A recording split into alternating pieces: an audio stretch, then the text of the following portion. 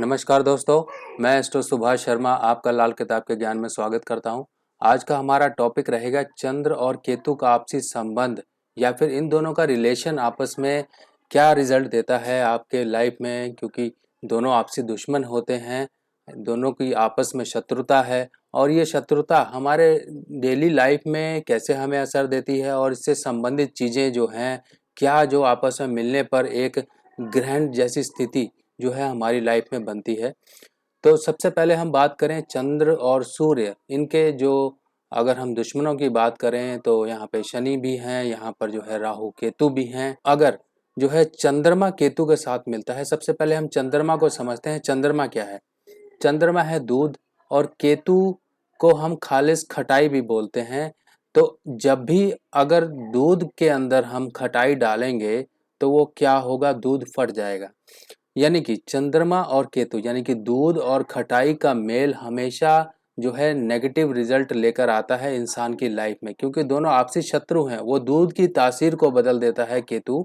जो दूध एक बच्चे को पिलाने योग्य होता है, एक माता का स्वरूप होता है, माता के द्वारा दिया हुआ अमृत होता है बच्चे के लिए, उसी अमृत को जो है केतु जो है अपनी खटाई के जरिए जो है फाड़ देता है और उसको किसी और काम के लिए लायक बना देता है।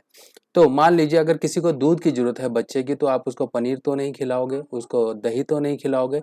तो वही चीज़ यहाँ पर आ जाती है कि जब भी चंद्र और केतु का आपस में मेल होगा तो ये करेगा क्या आपकी लाइफ में? सबसे पहले आपको ये समझना चाहिए। देखिए, चंद्र से जो है माता को देखा जाता है, आपकी मन की शांति को देखा जाता है, आपके फाइनेंस को देखा जाता है, आपकी ओवरऑल इम्यूनिटी और हेल्थ को देखा जाता है। जब भी टेबे में चंद्र और केतु का आपस में मेल होगा तो सबसे पहली चोट तो ये आपके मन पे करेगा, यानी कि आपके मन को विचलित रखेगा, आपका कॉन्फिडेंस लेवल डाउन रखेगा और आपका डिटैचमेंट लेवल काफ़ी ज़्यादा हाई होगा। आप सोशली इतने ज़्यादा इन्वॉल्व नहीं हो पाओगे, आपके मन में जो है निराशा या फिर नेगेटिविटी का ज़्यादा ही लेवल रहेगा। चंद्रमा और केतु जब आपस में मिलते हैं तो माता के सुख को भी यहाँ नष्ट करते हैं, माता की हेल्थ को कहीं ना कहीं इशू देते हैं। आपको अगर हेल्थ की इश्यूज की बात करें तो चंद्रमा और केतु इंसान को जो है जॉइंट्स, बोन्स और हेल्थ की ऐसी प्रॉब्लम्स देते हैं। कई तरह से जो है ये आपकी हेल्थ को प्रभावित करते हैं। आपकी जो है पैरों की हरकत भी केतु है, और जो है आपकी चेस्ट यानी कि छाती का जो हिस्सा है वहाँ पर भी कहीं ना कहीं ये प्रॉब्लम क्रिएट करते हैं। और साथ ही साथ आपको जो है सर्वाइकल या डिस्क प्रॉब्लम या फिर जो है चमड़ी, आपके पेशाब संबंधी रोग, ये सब चीज़ें जो है चंद्र और केतु क्रिएट करते हैं। कई लोग जो है इतने ज़्यादा नेगेटिविटी से भर जाते हैं कि वो डिप्रेसिव टेंडेंसीज उनके अंदर काफ़ी ज़्यादा रहती है और काफ़ी ज़्यादा हाई लेवल पे वो डिप्रेसिव थॉट्स को के साथ ही जूझते रहते हैं। और कई लोग तो यहाँ तक देखे गए हैं, ऐसे लोग जो हैं एंटी डिप्रेसेंट्स या फिर डिप्रेशन की दवाई तक उनको लेनी पड़ती है। अब जो है चंद्र और केतु आपको सोशली जो है काफ़ी ज़्यादा डिटैच करता है, लोगों से आपको काटता है, आपका ध्यान कहीं और रहेगा। हो सकता है ऐसे लोग स्पिरिचुअलिटी की तरफ ज़्यादा बेंट हो जाएं, उनका ध्यान और दिमाग जो है स्पिरिचुअलिटी की तरफ ज़्यादा रहे। ऐसे लोग अमूमन जो पाए गए हैं या तो भगवान की आराधना या फिर मंत्र साधना या फिर ऐसी कामों में रहते हैं। यानी कि अब देखिए, जब आपने किसी दूसरी दुनिया से रिश्ता जोड़ लिया तो आपका जो दुनियावी सुख है वो कहीं ना कहीं कट गया, यानी कि आपका सोशल सर्कल कट गया। आपके जो है ब्लड रिलेटिव से जो है आपके जो है क्लोज रिश्तेदार हैं, उन लोगों से आपका संपर्क टूट गया और आपने अपनी अलग ही दुनिया जो कि स्पिरिचुअल लेवल पे बना ली। तो यहाँ पर इंसान जब स्पिरिचुअलिटी के ऊपर डिपेंड हो जाता है, कहीं ना कहीं उसका जो मेंटल लेवल है, जब आप किसी चीज़ पे डिपेंडेंट होते हो और वहाँ से वो चीज़ आपको मन माफिक नहीं मिलती है, तब आपके मन पे आघात होता है और वो मन का आघात जो है आपको डिप्रेशन तक लेके जाता है। अब इसके साथ साथ हम बात करें कि चंद्र और केतु, देखिए आज से अगर हम गांव की बात करें, गांव वगैरह में बात करें, कई लोगों का संपर्क गांव से रहा होगा। हो सकता है कि आजकल के बच्चे जो कि सिटी में पैदा हुए हैं कभी कभी गांव जाते हों, और या फिर उन्होंने कईयों ने गांव देखा ही ना हो। पर जिन लोगों ने देखा है, यानी कि 70% लोग तो ऐसे होंगे जिन्होंने गाय, जानवर और गांव वगैरह की कुछ लाइफ को देखा होगा। अब हम गांव में की बात करें कि एक मान लीजिए किसी हर एक घर में ज़्यादातर लोग गाय भैंस या बकरी ये सब लोग रखते ही हैं गांव के एरियाज में। अब किसी के घर में अगर गाय या जो है भैंस अगर वो बच्चा देती थी तो उस समय क्या प्रक्रिया होती थी, थोड़ा इस चीज़ को आप दिमाग पे जोर डालिए कि उस समय क्या प्रक्रिया होती थी कि उस नव जो है जिस गाय या भैंस ने नया बच्चा दिया है उसके दूध को हम कैसे इस्तेमाल करते थे। देखिए ये बहुत ही शुभ घड़ी होती थी उस समय उस परिवार के लिए जिस परिवार में किसी की गाय या भैंस ब्याती थी, उनके बछड़ा या फिर बच्चा होता था। तो उस समय उस दूध को वो इकट्ठा करके जो है किसी बर्तन में डाल के उस दूध को वो गर्म किया करते थे, और गर्म तब तक वो करते थे जब तक कि वो फट ना जाए। यानी कि उस दूध को फाड़ने के लिए उन्होंने कभी भी खट्टे का इस्तेमाल नहीं किया, क्योंकि खट्टा जो है अशुभ की कैटेगरी में आता है और दूध को फाड़ना ही सबसे बड़ा जुर्म है। अब दूध को फाड़ना जुर्म है तो इसका तरीका यही है कि दूध को नेचुरल तरीके से फाड़ा जाए, यानी कि उसको तब तक गर्म किया जाए कि वो ऑटोमेटिकली फट के उसकी खीस बनती थी। खीस अगर आपकी लैंग्वेज में अलग अलग रीजनल लैंग्वेज में कुछ और भी कहा जाता है, खीस यहाँ पर नॉर्मली पंजाब के एरिया में खीस वगैरह भी कहते हैं। और इस खीस को जो है आपसी परिवार के लोगों में बांटा जाता था प्रसाद के रूप में कि हमारे परिवार में एक नया मेंबर जुड़ा है। तो ये एक शुभता को मैं इस चंद्र केतु के साथ आपको लिंक करके बताना चाह रहा हूं कि जब भी जो है हम हम पुराने रिवाजों को भूल रहे हैं आजकल, कि पुराने रिवाज किस तरीके से होते थे, उनकी एक वैल्यू होती थी, उनका भी एक महत्व होता था। पर आज के टाइम में देखिए सबसे आसान है दूध को फाड़ना और पनीर बना देना। क्या आपने समझा है कि जिसके टेबे में चंद्र और केतु का योग है या चंद्र और केतु का संबंध है किसी भी तरीके से, वो जो है दूध को ऐसे ना फाड़ें और जो है उसको खटाई डाल के अपने चंद्र केतु के असर को प्रबल ना करें। ये इसीलिए कहा गया है कि अगर आप ये सब करेंगे तो आपको कहीं ना कहीं चंद्र केतु संबंधित नेगेटिविटी का जो है सामना करना पड़ेगा। दूध आजकल के देखिए बिजनेस पर्पस में देखिए पनीर बनाना कितना आसान है, लोग पनीर बना रहे हैं। पर कई लोगों को घाटा भी होता है, कई लोगों को प्रॉब्लम भी आती है दूध का बिजनेस व्यापार करने वालों को, क्योंकि उनका जो है चंद्र पीड़ित है और उन्होंने दूध का व्यापार कर लिया।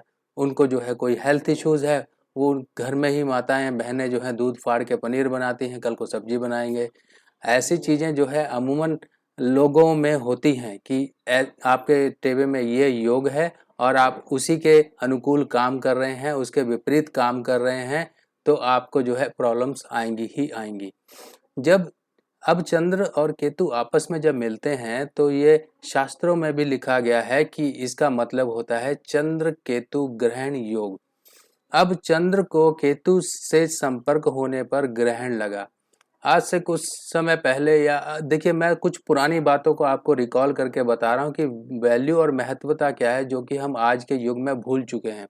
लाल किताब हमको हमारे रीति रिवाजों से, हमारे बिलीफ से जोड़ के रखती है, पर हम वो बिलीफ आज की मॉडर्नाइजेशन में थोड़ा सा भूल चुके हैं। मैं उसी चीज़ को वापस आपको उसी दुनिया में लेके जाना चाहता हूँ कि उनकी वैल्यू क्या थी और जिनको हम भूल चुके हैं।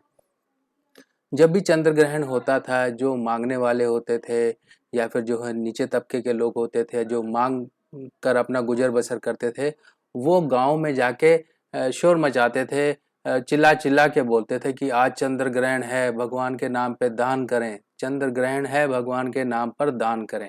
यानी कि उस समय जैसा इंसान का सामर्थ्य होता था दान करने वाले का, सोना चांदी अनाज कपड़ा जो भी कुछ होता था उस हिसाब से वो अपने सामर्थ्य अनुसार दान किया करता था। क्योंकि चंद्र और केतु का जो है मेल और चंद्र और केतु ग्रहण जो उस समय नॉर्मली जो हमारे सोलर सिस्टम में ग्रहण पड़ता है, उस ग्रहण का असर हमारे मेंटल लेवल पे डायरेक्ट पड़ता है।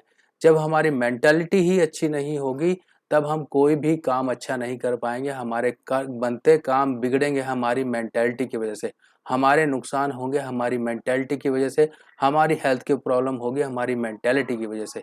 तो इन सब चीज़ों का महत्व है। कभी भी अपने रीति रिवाजों को और जो है अपने बड़े बुजुर्गों के, अगर बड़े बुजुर्ग वो काम करते थे या फिर आपके स्पिरिचुअल कुछ बिलीफ हुआ करते थे, कुछ ट्रेडिशंस हुआ करते थे, उनको कभी भी दरकिनार मत करो। क्योंकि लाल किताब में भी कहा गया है कि दरकिनार करने से जो है आपको प्रॉब्लम का सामना करना पड़ता है। बहुत सारे रीज़न होते हैं, बहुत सारे बिलीफ होते हैं, जिनको मानना पड़ता है। अब इसी चीज़ को हम समझ के चलें कि अब मान लीजिए चंद्र केतु का ग्रहण योग आपके टेबे में है, तो आपको करना क्या है? सबसे पहले हमें ये समझना है कि अब ये मान लीजिए ग्रहण योग है, तो हमको सावधानियाँ क्या रखनी है? अगर है तो उपाय भी क्या करने हैं? इन चीज़ों के लिए भी हमें को जानना पड़ेगा। अब चंद्र केतु वाले को तो सबसे पहली हिदायत है कि घर में जो है अपने दूध को ना फाड़े, दूध का नुकसान ना करे। दूध नॉर्मली नेचुरली फट जाए तो बात अलग है, दूध का खोया ना बनाए, दूध को ना जलाए। त्योहारों के समय में लोग घर पे मिठाई बनाने की प्रचलन है, ज़्यादातर लोग बनाते हैं, तो दूध का खोया बनाते हैं, तो ऐसा भी मत करें, ठीक है। और साथ ही साथ चंद्र को मजबूत करने की कोशिश करें। चंद्र को मजबूत करने के लिए चंद्र को कायम करना जो बहुत ज़रूरी है। चंद्र संबंधित जो है उसके दुश्मनों की एनर्जी को मत बढ़ाइए, ठीक है। घर में जो है आप साफ सफाई रखिए ताकि राहु का भी असर आपके घर पे ना हो पाए। चंद्र को कायम करने के लिए जो है आप अपने शरीर पे लाइट कलर के कपड़े पहनिए, चांदी पहनिए, माता से चांदी लेकर किसी चांदी की डब्बी में चावल और मोती ये सब लेकर आशीर्वाद के रूप में अपने पास रखिए। और साथ ही साथ बृहस्पति का जरूर यहाँ पर साथ लेना होता है कि अगर चंद्र आपका मंदा है तो हम बृहस्पति को साथ उसकी मदद लेंगे, बृहस्पति की मदद लेंगे, सूर्य की मदद लेंगे। वो डिपेंड करता है कि हमें चीज़ें जल प्रवाह करनी है या धर्म स्थान देनी है, या फिर हमें तिलक लगाना है माथे पर, जुबान पर, नाभि पर, कानों पर, ये डिपेंड करता है। या फिर हमें दूध वगैरह का दान जो है बृहस्पति यानी कि अपने बड़े बाप दादाओं को पहुंचाना है। बड़े अगर घर में बुजुर्ग हैं उनको दे सकते हैं, पिता को दे सकते हैं, या फिर आप धर्म स्थान में जाके पुजारी को दे सकते हैं, या फिर धर्म स्थान में जाके आप जो है शिवलिंग वगैरह पे या फिर अर्पित नॉर्मली अर्पित कर सकते हैं ताकि बृहस्पति का सपोर्ट एक चंद्रमा को मिलता रहे। ये सब चीज़ें छोटी छोटी बातें हैं। बाकी अब इन जनरल के साथ साथ हम बात करते हैं लाल किताब के उपायों की, जो कि चंद्र और केतु ग्रहण योग के स्पेसिफिक उपाय हैं। तो दोस्तों ये छोटी सी इन्फॉर्मेशन थी, पर मैंने इसको थोड़ा सा लिंक करके आपको समझाने की कोशिश की ताकि आपको जो है इसका चंद्र और केतु का कंसेप्ट क्लियर हो सके और आप सावधानी जरूर रख सकें। क्योंकि उपाय तो बात की चीज़ है और सावधानी आपके साथ हमेशा रहती है, आपके दिमाग में रहती है कि आप किस चीज़ का बचाव करके रखें। अगर आप सावधानी से बचे रहेंगे तो आपको उपाय करने की ज़रूरत नहीं पड़ेगी। और जो है लाल किताब स्पेसिफिकली जो है फोकस करती है सावधानियों पर। उपाय तो बात की चीज़ है, जब प्रॉब्लम होगी तभी आप उपाय करोगे, यानी कि जब बुखार आएगा तभी आप गोली लोगे। पर सावधानी जो है इंसान के पास उसके जहन में बस जानी चाहिए कि हम मुझे ये करना है, मुझे ये नहीं करना है, ताकि मुझे कोई प्रॉब्लम ना हो।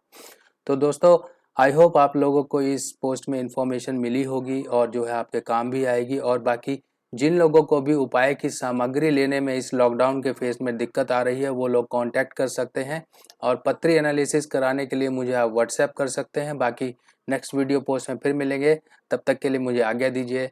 नमस्कार।